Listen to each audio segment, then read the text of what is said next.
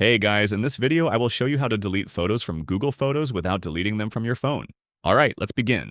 First, open the Google Photos app on your phone. Tap your profile icon, go to Google Photos settings, then tap Backup. Turn off the backup toggle to stop syncing new photos. This prevents future deletions from affecting your phone's storage.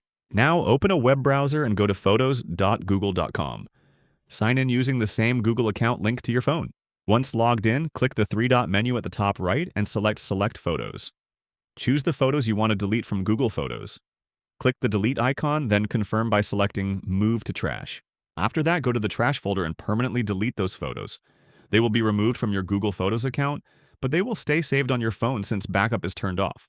So that's basically how you can delete photos from Google Photos without deleting them from your phone. And that's it for this video. If you find this helpful, consider subscribing and giving this a big thumbs up. Thanks.